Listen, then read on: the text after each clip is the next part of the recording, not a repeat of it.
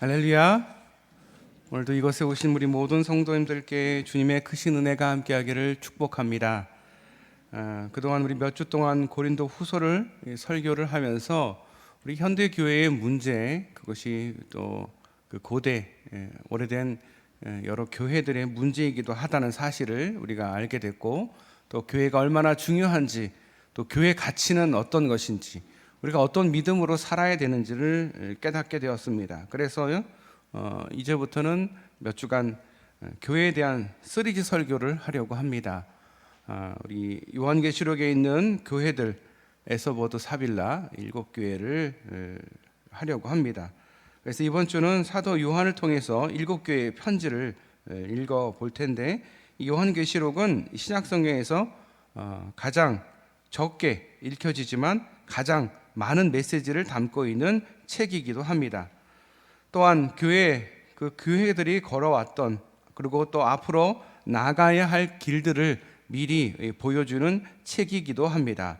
오늘 본문은 첫 번째 교회, 에베소 교회 이야기입니다. 에베소 교회는 소아시아에 위치하므로 특별히 무역과 수출의 중심지였습니다. 더 나아가서 로마와 아시아 전체를 연결하는 주요한 교통의 요충지였습니다.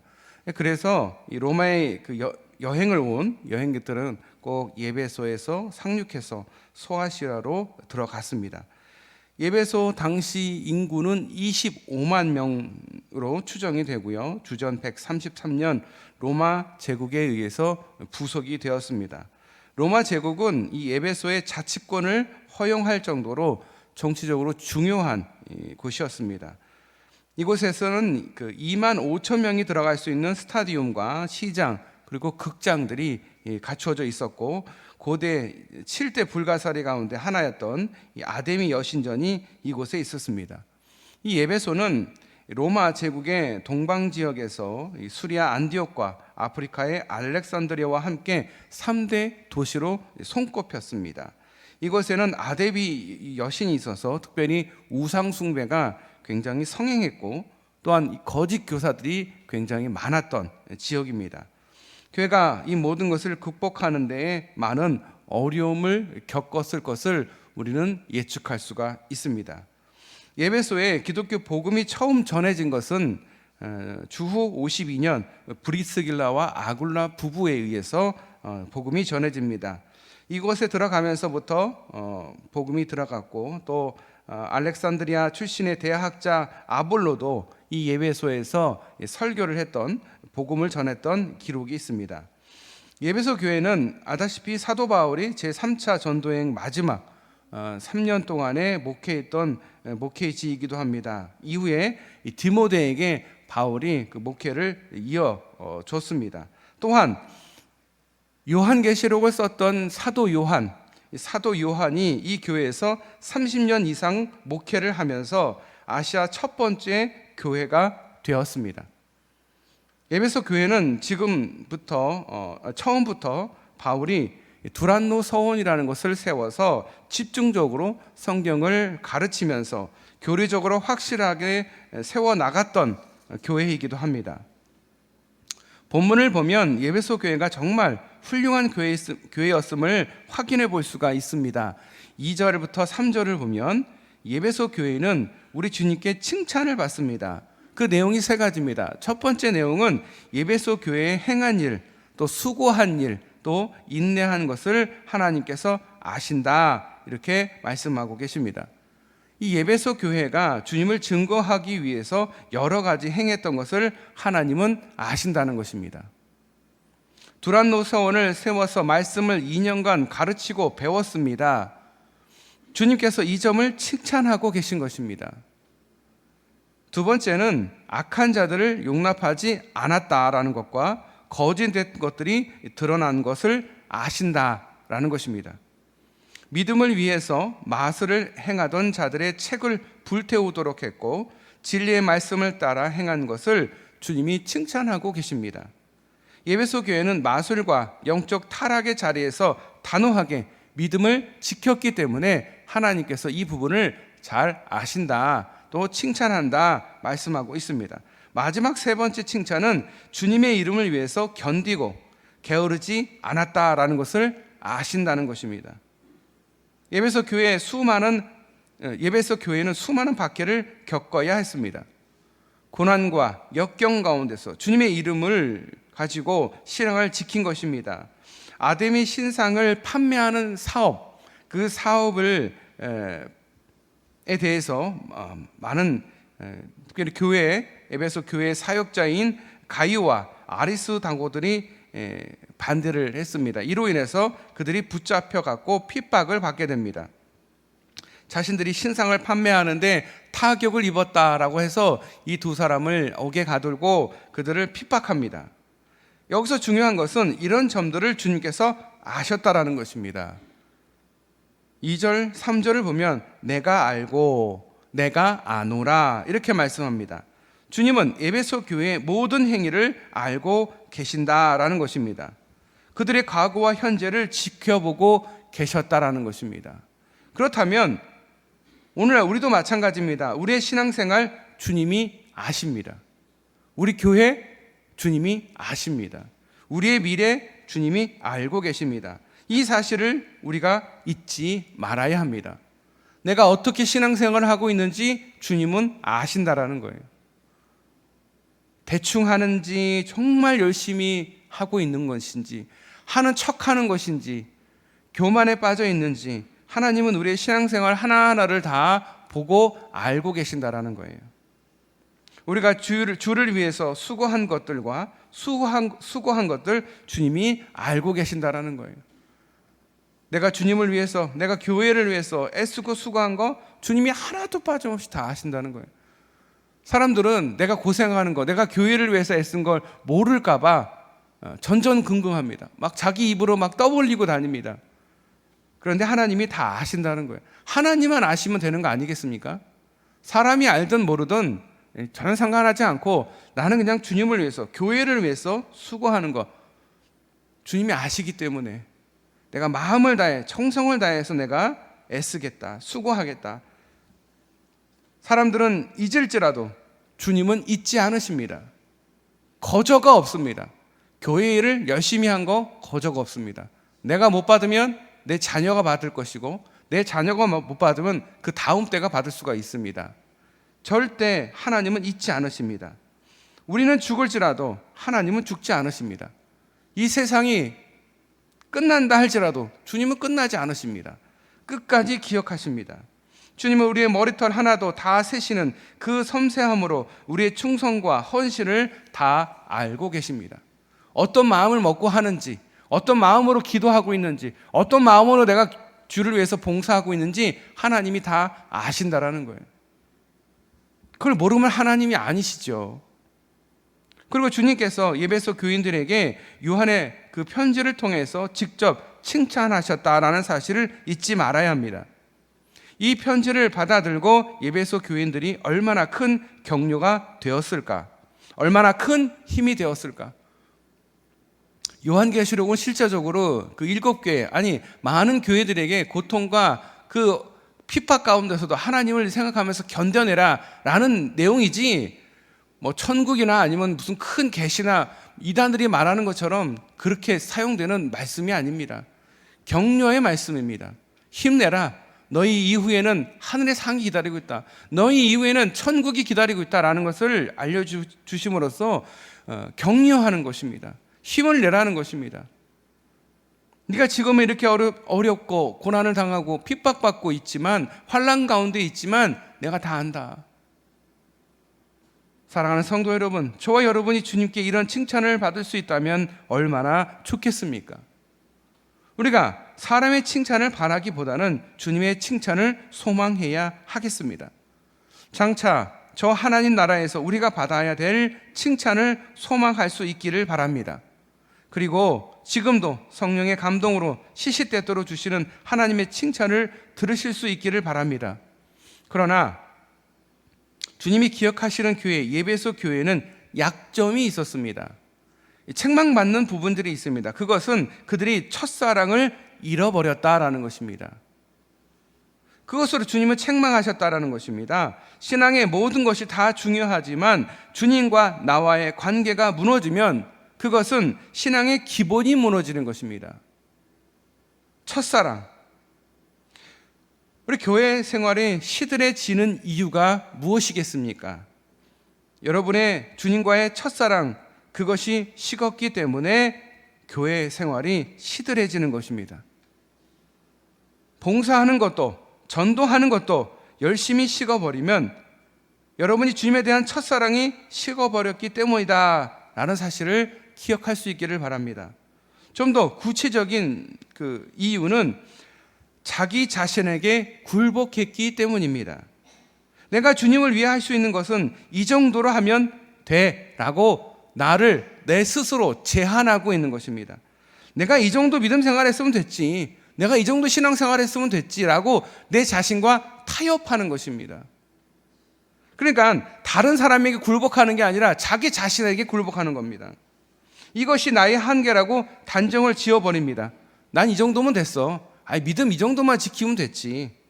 이것이 첫사랑을 잃어버리는, 첫사랑이 식어버리는 것이다 라는 것입니다. 전능하신 하나님이 도우시는데도 자신은 아니라고 합니다. 나는 할 수 없어요. 내가 왜 그거를 해요? 왜 내가 그거를 감당해야 돼요? 자신은 할 수 없다라는 거예요. 나는 할 수 없어요. 또 하나는 세상 일에 너무 집착했기 때문입니다. 자신의 신분이 하나님의 자녀요, 하나님의 성도, 하나님의 백성임을 잃어버리고 세상살이에만 집착했다라는 거예요. 주님 만나는 것보다 세상 친구들이 좋고, 주님 만나는 것보다 세상의 명예를 더 높이는 게 더 좋았기 때문이다라는 거예요. 그래서 감사를 잃어버렸기 때문에 그게 바로 첫사랑을 잃어버린 거예요. 그냥 하루하루 감사하지가 않은 거예요. 왜 그럴까요? 무엇이든지 힘들게 여겨지고 마음에 들지가 않습니다. 이거 왜 이렇게 하는 거야? 왜 나는 이렇게밖에 안 되는 거야? 내 삶은 왜 이렇지? 마음에 안 들어요. 다. 내 가족도 마음에 안 들고 하나님도 마음에 안 들어요. 교회도 마음에 안 들어요. 자신에게만 고난이 찾아온 것처럼 여겨집니다. 또 그렇게 생각합니다. 그러면서 하나님을 원망합니다. 그리고 자신을 하찮게 여깁니다. 우리는 하찮은 사람들이 아닙니다. 하나님이 빚값을 주고 산 그런 영혼들이에요. 그런데 우리가 어떻게 하찮겠습니까? 많은 사람들이 여러분들을 하찮게 여긴다? 그것은 하나님에 대한 모독이에요.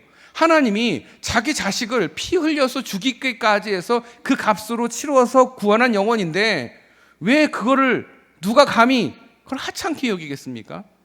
하나님은 절대 그걸 용납하지 않으십니다. 이런 수많은 모습들 앞에 놓고 어떻게 주님을 따를 수 있을까? 첫사랑을 회복하는 길, 그게 무엇일까? 5절에 어디서 떨어졌는지 생각하라 라고 말하고 있습니다.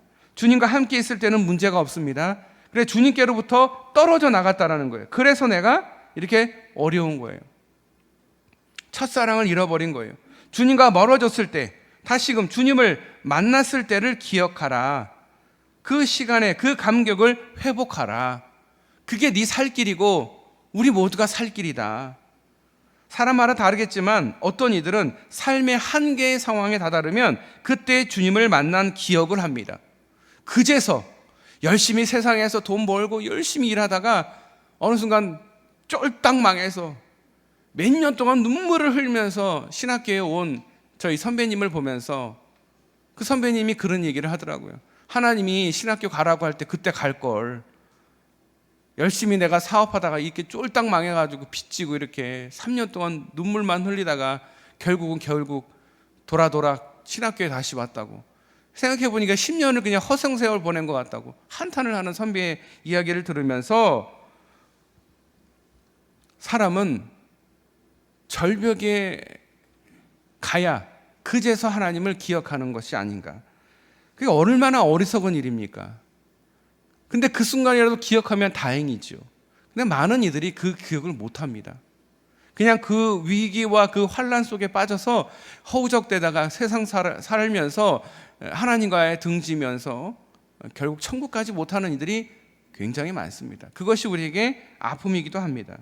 누가복음 12장에 탕자악 이야기가 있습니다. 잘 아실 텐데 그가 전에는 부잣집 둘째 도령이었습니다. 도련님이었었는데 그가 나중에 어떻게 됩니까? 부모의 돈을 가지고 나가서 다 흥청망청 쓰다가 거지가 되어서 결국은 이 돼지가 사는, 돼지하고 같이 살면서 주린 배를 채우기 위해서 돼지의 먹이를 뺏어 먹었다라고 되어 있습니다. 그럴 때에 그가 첫사랑을 기억하게 됩니다. 첫사랑이 뭐냐? 내가 아버지 집에서 있을 때에 종들이 배부르게 먹는 것, 내 아버지께로 돌아가면 그렇게 배불리 먹을 수 있다는 사실. 아니, 내가 차라리 하나님의 품꾼이 되면 내가 그래도 배불리 먹을 텐데 내가 아버지한테 나를 품꾼으로 써달라고 해야지 라고 옛날 기억이 돌아왔다라는 거예요. 자기가 절벽에 와서 한계에 부딪혔을 때 그때서 하나님을 기억했다라는 거예요. 삶이 팍팍하고 힘들어 주저앉고 싶을 때 나보다 더 잘 아시는 그분께 나아갈 수 있기를 바랍니다. 그것이 주님과 첫사랑을 회복하는 길이심을 믿으시기를 바랍니다. 여러분의 삶이 힘들고 여러분의 삶이 팍팍하고 여러분 고통 가운데 계십니까?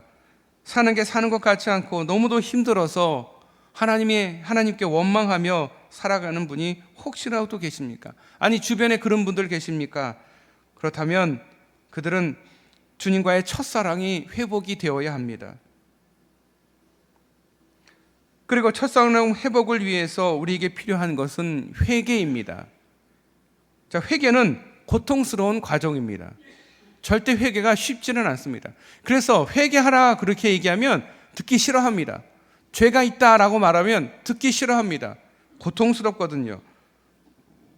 그런데 첫사랑을 회복하는 길은 회개하는 길이 첫 번째입니다. 나를 정결하게 하지 않고 내가 내 죄인임을 고백하지 않으면 절대 첫사랑은 회복될 수가 없습니다. 내 안에 잠재되어 나를 붙들고 있는 정결치 못한 감정들, 그 쓴뿌리들, 내 삶이 흔들릴 때마다 쏟아져 나오는 상처와 아픔들, 그것들은 내가 회개해야 할 제목들입니다. 적당한 산에서 타협하거나 합리화하신다면 여전히 여러분의 삶은 힘들게 될 것입니다. 낱낱이 회개할 수 있기를 바랍니다. 내 멋대로 행했던, 내 생각대로 행했던 나의 행실을 이제 고백할 수 있기를 바랍니다.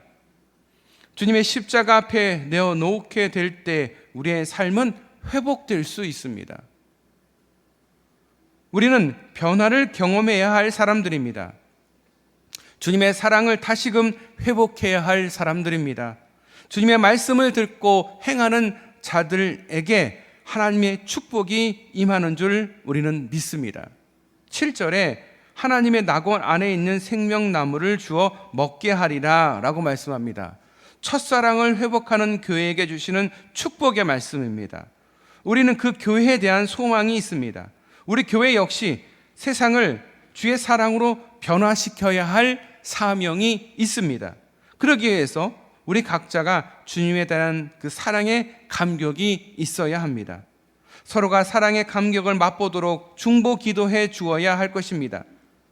주님과 그 관계를 회복하는 데 필요한 도움을 서로 줄 수 있어야 합니다. 서로 깎아내리고 서로를 힐난하고 비판하는 것이 아니라 서로를 높이고 서로를 격려하고 서로를 위로할 수 있는 그런 관계가 되어야 됩니다. 우리는 구체적 신앙생활의 현장인 구역에서 먼저 이 사실이 일어나야 합니다. 구역에서. 지금 코로나 때문에 구역이 많이 죽어 있습니다. 구역 예배도 지금 제대로 드리지를 못하고 있죠. 그나마 드리던 그 구역 예배도 지금 어려운 가운데 있습니다. 그런데 우리 교회가 살 길이요, 우리 한국 교회가 살 길은 구역이 살아나야 됩니다. 또한 가족이 살아나야 됩니다.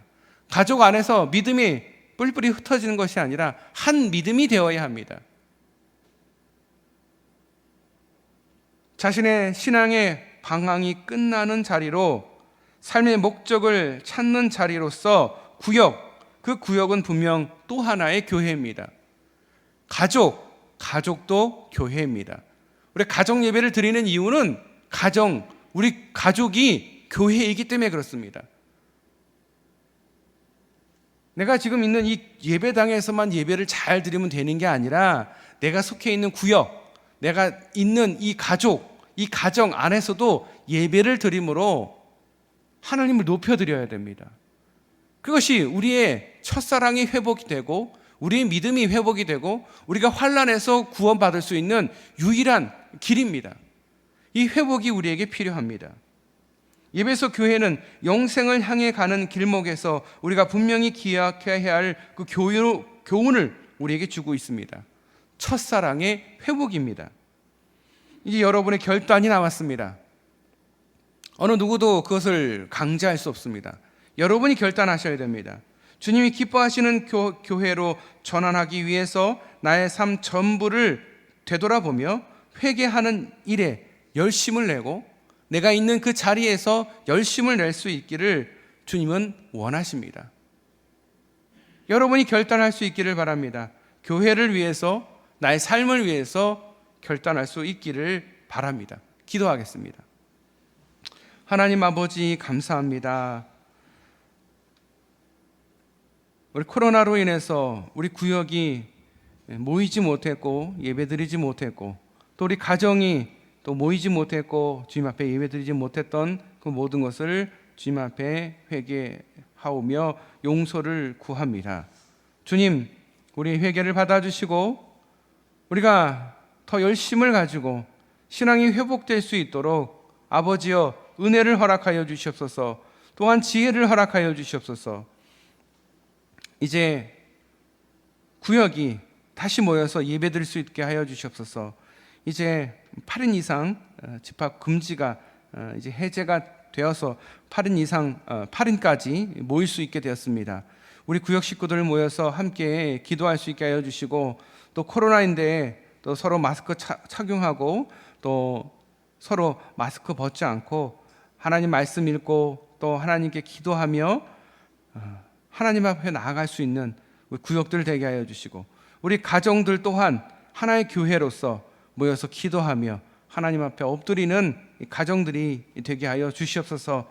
우리의 믿음과 우리의 신앙이, 우리의 첫사랑이 회복될 수 있게 하여 주시옵소서. 우리가 결단할 수 있게 하여 주시옵소서. 나 자신에게 지지 않게 하여 주시옵소서. 나 스스로를 한계를 주고 내가 이만큼 믿으면 됐지, 내가 이만큼 신앙생활 했으면 됐지라고 나 자신을 이 정도면 됐어 라고 나 자신을 낮추는 것이 아니라 아니야, 부족해, 난 할 수 있어, 난 하나님의 자녀야, 난 승리할 수 있어, 내 믿음으로 승리할 거야, 나 예배로 승리할 거야 라고 결단할 수 있는 우리 모든 성도들이 될 수 있게 하여 주시옵소서. 우리를 사랑하시고 우리를 구원하신 예수님의 이름으로 간절히 기도드립니다. 아멘.